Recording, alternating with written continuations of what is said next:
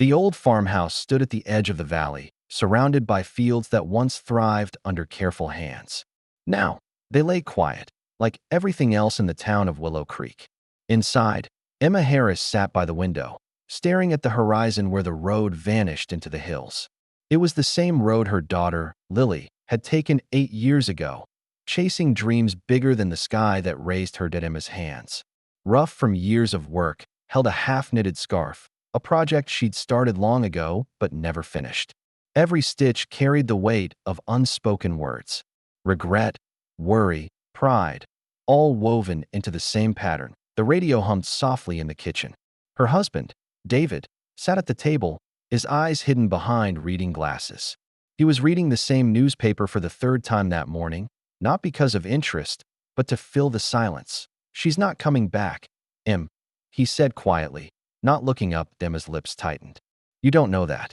David folded the paper, sighed, and rubbed his temples. "It's been years. Not even a call on your birthday. Sometimes you have to accept what is." Emma's voice cracked. "And what if she thinks we didn't want her to come back?"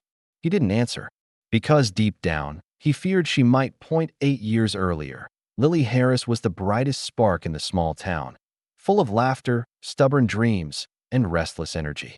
Everyone said she was meant for more than farm life. And she believed it.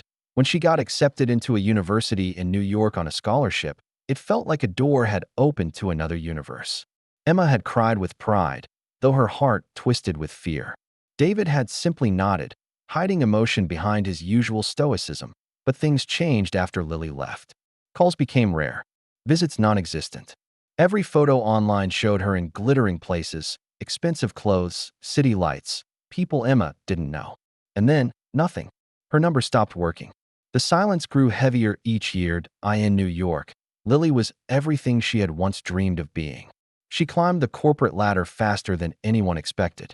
Her charisma made her unstoppable, ambitious, admired, adored. But beneath her confidence lived something fragile, something she refused to acknowledge, a fear that she could never go back. Success demanded sacrifices, and she made them: friends, sleep, love, family. Especially family. When her company transferred her to Los Angeles for a senior position, she told herself she had made it. But the first night in her luxury apartment, surrounded by glass and silence, she realized something terrifying. She didn't feel anything. No excitement, no pride, just emptiness. She poured herself a drink, scrolled through old photos on her phone, her parents on the farm, her mom waving from the porch, her dad fixing the tractor. For a moment, she almost called, but she didn't know what to say. How do you explain to the people who gave you everything that you've become a stranger to yourself? Back in Willow Creek, life went on. Seasons changed. The farm aged with its owners. The tractor broke down one spring and never got fixed. Emma took up knitting again to keep her hands busy. But her thoughts were always on Lily. Sometimes she'd write letters she never sent, little updates about the weather, the neighbors, the way the dog still slept by the porch as if waiting for her. "Your room's the same," she'd write. "Dustier, but the same." David tried to move on differently. He started helping at the local repair shop, anything to distract his mind. But sometimes, when he came home late, Emma would catch him sitting alone in Lily's old room, holding one of her trophies. The gold faded, the engraving barely visible. Lily Harris, academic excellence. Class of 2013. Then, one afternoon, a letter arrived. The handwriting was unfamiliar, the postmark from Los Angeles. Emma's hands trembled as she opened it. "Dear Mom and Dad, I don't know if this letter will even reach you. I've written and erased it 100 times. Life has been complicated. I'm sorry I've been silent for so long. I thought I was doing the right thing by focusing on my career, but now I'm not so sure what right even means. I think I lost myself somewhere between boardrooms and airports. I miss home. I miss you. Maybe one day I'll have the courage to come back. Love, Lily." Emma pressed the paper to her chest, tears falling silently. David read it twice, then folded it neatly and placed it in a drawer. Neither of them said much, but that night, they cooked Lily's favorite dinner, roasted chicken and mashed potatoes, and sat across from each other, eating in quiet hope. For the first time in years, it felt like the house could breathe again.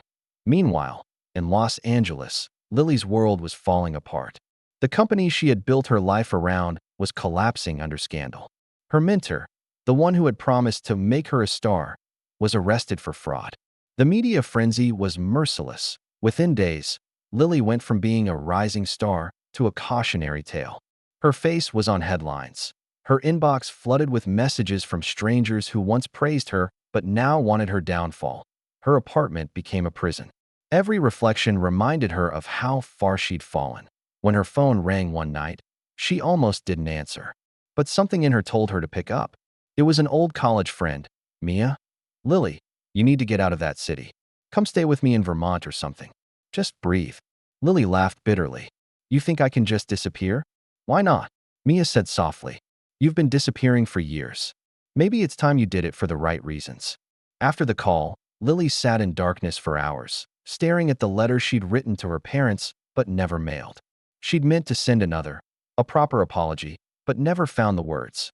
Now, she realized there might not be time to wait for perfect words. She packed a small suitcase. No designer clothes, no makeup kits, no jewelry. Just the essentials, a few clothes, the letter, and a single photo of her parents smiling on the porch. The next morning, she bought a bus ticket. Destination, Willow Creek. The journey took 2 days. Each hour on the road peeled away another layer of her old life. She watched cities blur into towns, towns into fields, and fields into memories. By the time the bus rolled into Willow Creek, it was late evening.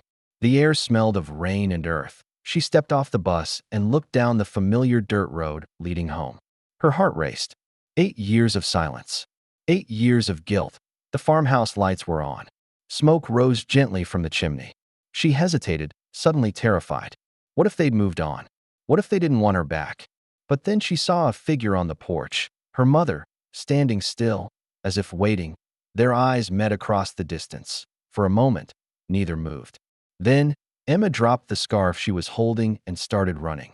Lily froze, and then she ran too. When they collided, it wasn't graceful or poetic. It was messy, tearful, real. Emma's hands cupped her daughter's face. "You're home," she whispered, voice trembling. Lily broke down, sobbing. "I'm so sorry, Mom." David appeared in the doorway, silent, his face unreadable. Then, slowly, he stepped forward. Without a word, he pulled them both into an embrace. The years of distance dissolved into that one moment. 3 broken hearts finally remembering what love felt like. That night, the house that had been quiet for so long came alive again. They stayed up late, talking, laughing, crying. Lily told them about her mistakes, her regrets, her exhaustion. Emma just listened, never once judging. David, in his quiet way, said, "You're home now. That's what matters." Lily nodded, tears glistening. But deep down, she wondered, was it really that easy? Could you ever truly go back after losing yourself? She didn't know yet, but for the first time in years, she wanted to try. The morning after Lily returned home felt unreal, like waking from a long, exhausting dream. Sunlight poured through her old bedroom window, catching the dust that danced in the air. The posters on the walls were faded, the books on the shelf untouched since she'd left. Her high school yearbook sat on the desk, open to a page filled with handwritten messages from classmates who once believed she'd changed the world. "Don't forget us when you're famous." One note read. She almost laughed. They didn't need to worry. She had done exactly that. She sat on the edge of the bed, staring at her reflection in the small mirror. The woman who looked back wasn't the same girl who'd once dreamed of conquering the world. Her eyes were tired. Her smile, hesitant. The city had taken something from her, something invisible but precious. And yet, being here, hearing the birds outside, smelling the faint aroma of coffee drifting from the kitchen, she felt something she hadn't felt in years: safety. Downstairs, Emma was already cooking breakfast. Bacon sizzled on the pan, and the old radio played softly, the same station they'd listened to for decades. When Lily walked in, Emma looked up and smiled, but there was a flicker of uncertainty behind her warmth. "Morning, sweetheart," she said gently. "Morning," Lily murmured, sitting at the table. The smell of food made her realize how little she'd eaten the past few days. David was fixing something near the back door, his toolbox open. He gave a brief nod when she entered, not distant, just reserved. Emma placed a plate in front of her. "Eat." You look like you haven't had a proper meal in months. Lily smiled faintly. You're not wrong. For a while, the only sounds were the clinking of forks and the hum of the radio. Then, David broke the silence. So, he said, you're here for good? Lily hesitated. I don't know yet. I just needed to come home. He nodded slowly, eyes on his plate. Well, home's still here. Emma shot him a look, half warning, half plea for patience, then changed the subject. You remember the Jenkins farm down the road? Their boy just got married. Moved to the city. Lily smiled politely, trying to keep up with the small talk, but her thoughts wandered. She wondered if the Jenkins boy would ever come back. If he'd get lost the same way she did. The days that followed were quiet, but not easy. Lily tried to help around the farm, feeding the chickens, tending the garden, cleaning up the porch, but she often caught herself doing things wrong. The rhythm of rural life had faded from her, replaced by years of city habits. Still, her parents never complained. One afternoon, as she swept the barn, Emma appeared in the doorway holding 2 mugs of coffee. Break time, she said. Lily took the cup, grateful for the warmth. They stood side by side, looking out at the fields. I missed this view, Lily said softly. You don't get skies like this in LA. Emma smiled faintly. You don't get quiet like this either. Lily laughed under her breath. Too quiet sometimes. A pause. Then Emma said, when you left, I thought the quiet would kill me. But I got used to it. You learn to live with silence after a while. Lily looked down. I never meant for it to be that way. I know you didn't. But I could have called. I should have. Emma didn't respond immediately. Instead, she reached out and brushed a strand of hair from Lily's face. You were finding yourself. That takes time. Lily blinked back tears. I lost more than I found. Emma smiled sadly. That's how it usually goes before you start finding again. As weeks passed, Lily began to notice how fragile her parents had become. David's hands trembled slightly when he worked with tools. Emma moved slower, her steps cautious. The farm had aged with them. The fences sagged. The barn roof leaked. The orchard bore fewer apples than before. Lily tried to fix what she could. She repaired the fence, repainted the porch, cleaned the attic. But she knew some things couldn't be mended with effort alone. At night, she'd sit outside under the stars, thinking about everything she'd built and lost. Her career, her friends, her sense of self. She had always believed success meant freedom. But freedom without love had turned out to be a kind of loneliness she couldn't bear anymore. One evening, David joined her on the porch. He sat down without a word, handing her a glass of lemonade. The sun was setting, orange and gold bleeding across the horizon.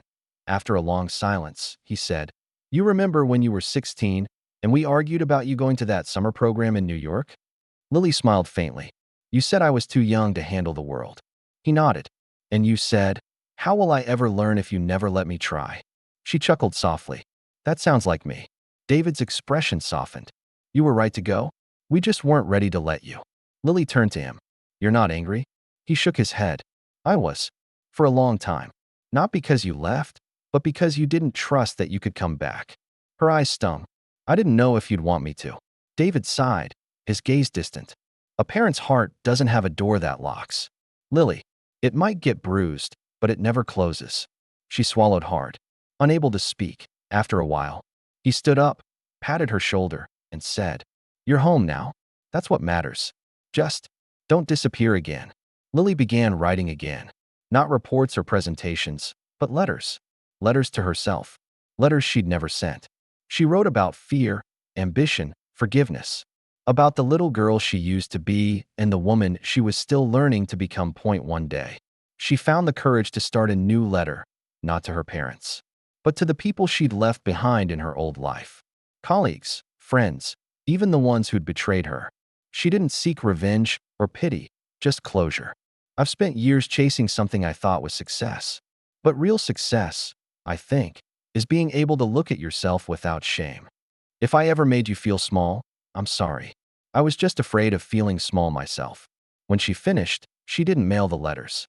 She stacked them neatly in a box labeled, Let Go. And with that, a part of her heart began to heal. One weekend, Emma convinced her to visit town. We're having the Harvest Festival, she said. You should come. Everyone will want to see you. Lily was hesitant. Everyone probably remembers me as the girl who ran away. Emma laughed. Then show them you came back. The festival was exactly as Lily remembered.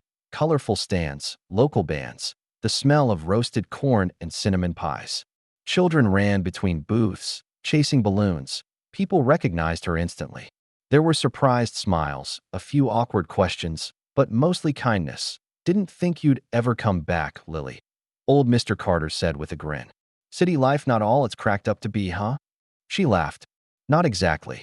By the end of the day, she felt something she hadn't in years, belonging.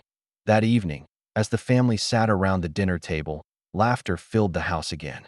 Emma told stories from the past. David teased her gently, and for once, Lily didn't feel like a visitor. But later that night, when she lay in bed, a thought crept into her mind. Was this her second chance? Or just a pause before she had to face the world again? She didn't know. But she knew one thing for sure.